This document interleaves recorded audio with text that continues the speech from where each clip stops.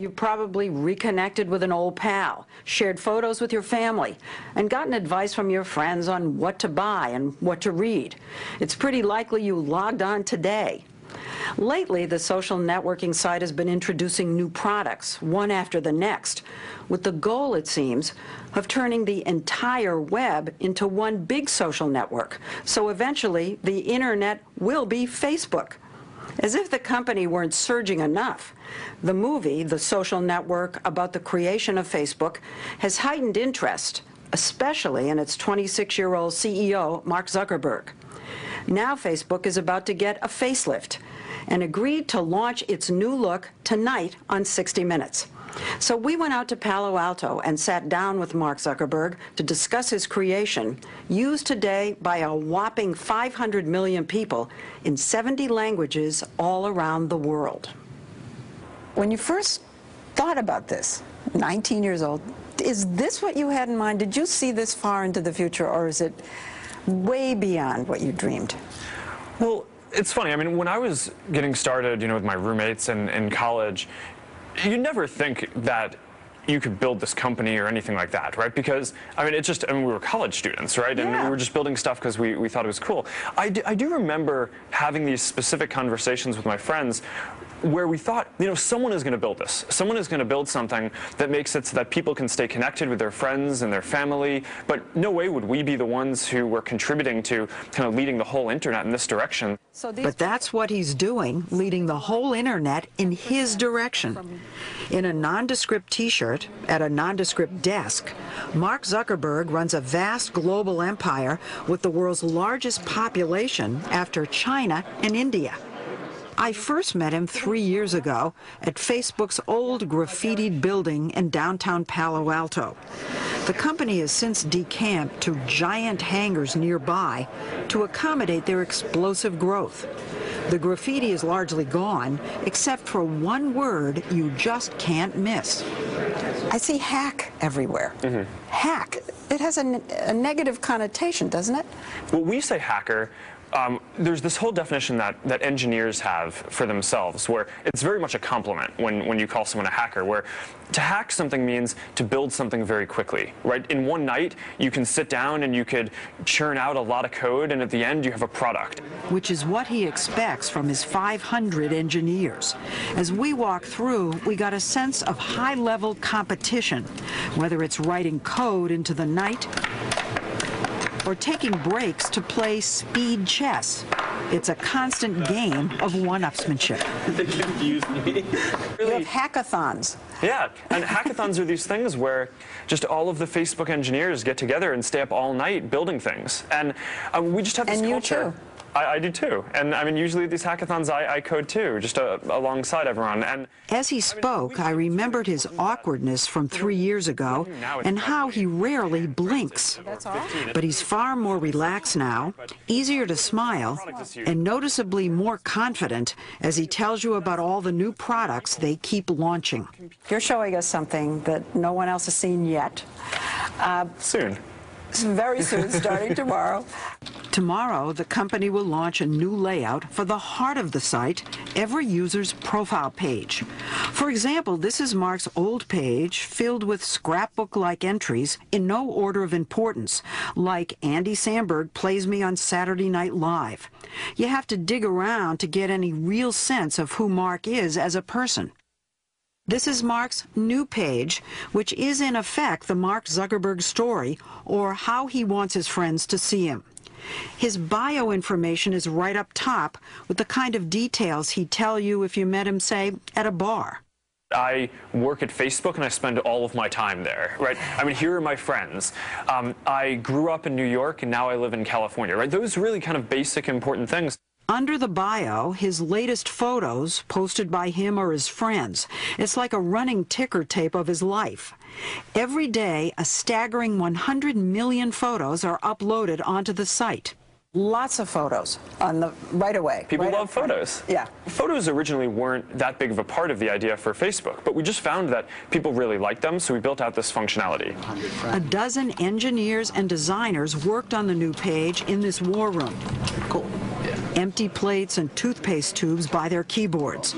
They raced against a clock right there telling them how much time was left to complete each high-priority task. We want it to be awesome. They came up with a new section on the left. You can now list the important people in your life: mom, dad, sister, girlfriend. Another new feature pulls up a history of your relationship with any of your Facebook friends. You can see all the things that you have in common with that person. And it's just like, it gives you this amazing connection with that person in a way that the current version of the profile that we have today just doesn't do.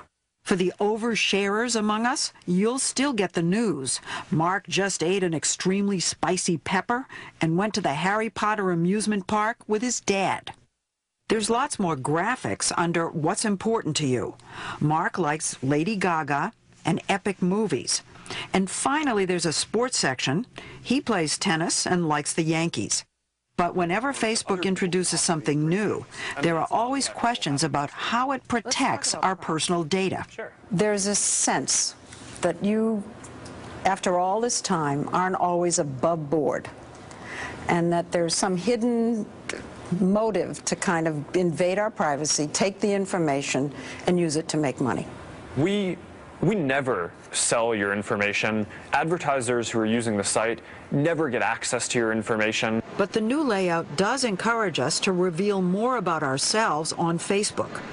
Earlier this year, the company also introduced a new button where users can tell Facebook what they like in over 100,000 sites, whether it's a new pair of jeans or a 60-minute story.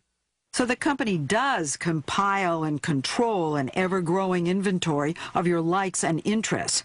And if Facebook itself doesn't sell the information to advertisers, applications or apps that run on Facebook by outside companies have been known to. It's against all of our policies for an application to ever share information with advertisers. They do? And then we shut them down if they do. Am I a fuddy-duddy? Yes. Am I a fuddy-duddy by asking all these privacy questions? No. Kara Swisher is the editor of All Things Digital, a website about high tech in Silicon Valley.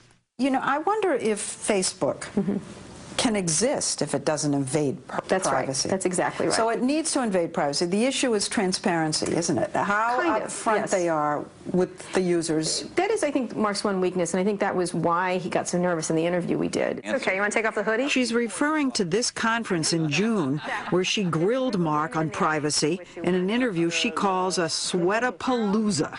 So he had like flop sweat, and it was really quite disturbing, actually, to watch. She was pushing him to admit that Facebook is misleading about its privacy policies, an issue that comes up time and time again. Now, do we get it right all the time? No, but it's something that we take really seriously, and every day we come to work and just try to do a good job on this. And yet you've got the FTC looking into it. You have members of Congress looking into it. There have been privacy groups who've lodged formal complaints. You've hired a lobbyist in Washington to deal with this, so you know it's a problem. Well, I think that it's a really important thing for everyone to just be thinking about. I mean, privacy and making sure that people have control over their information is, I think, one of the most fundamental things on the internet. It's become even more important as Facebook introduces one new product after the next. So these are all just like engineering teams. These guys work on the platform, which is how. 28-year-old Chris Cox is head of product development. He sits across the desk from Mark and thinks about what next for Facebook. This is how close we sit. And increasingly, he's thinking outside your desktop. How many people actually access Facebook through their mobile devices? I think the latest number is over 200 million. So in other words, that's obviously the future. I think it's a huge part of the future. Is Facebook developing a phone device like Apple did iPhone? No, we're working on building software that can be used on all phones. Their latest product is Messages, which combines email, cell phone texting, and instant messages into one. They call it the ultimate switchboard. So do you think email will become obsolete? No. I'm not sure, but what we've found is that more people are using Messages, are moving away from email. And so if we build a really compelling experience, I think people are going to switch over, but I'm not going to call the end of anything. Was this directed at Gmail? No. Google's email? No. Because everybody's talking about a Gmail killer. It's certainly what everyone's writing about. Google. Yes. Facebook and Google. Yes. Are they on a collision course? They are indeed. The fight's over what? It's over how? Search. It's all How over people search. find, discovery, search. Say you want to buy a car. You can type Prius on Google and get publicly available information. Or you can type Prius on Facebook and get personal advice about it from your friends. Are you trying to turn everything we do on the web into a social function? I think what we've found is that when you can use products with your friends and your family and the people you care about, they tend to be more engaging. I think that we're really going to see this huge shift where a lot of industries and products are just going to get remade to be social. It's already happening. This year, people spent more time on Facebook than on Google. So you're out here in Silicon Valley. Can you feel the tectonic plates shifting over? You can see the talent shift over. You can see there's been a big war about talent and payments, millions of dollars to keep people, engineers at Google. Mark's number 2, Sheryl Sandberg, defected from Google. He recently wooed over the inventor of Google Maps, and he even poached Google's cafeteria chef. There's kind of a talent brain drain from them to you. Something like 200 people who work for you. I mean, 10% I do think it's former clear Googlers. There are areas where the companies compete, but then there are all these things where we just don't compete at all. Is the goal for you to conquer the whole internet, to own the internet? Well, think about it like this. People, if they can use a product of any category, photos, groups, music, TV, anything, either by themselves or with their friends, I think most of the time people want to do those things with their friends. So is the answer yes? I think I mean, the answer is that we want to help other people build a lot of these products. He doesn't like to talk about competing with Google, just as he didn't 3 years ago when I compared him to its founders, Larry and Sergey. You seem to be replacing Larry and Sergey as the people out here who everyone's talking about.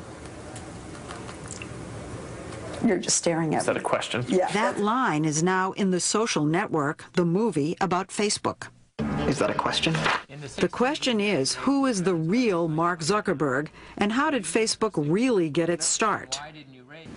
We'll look back at the controversial creation of Facebook and its creator when we come back.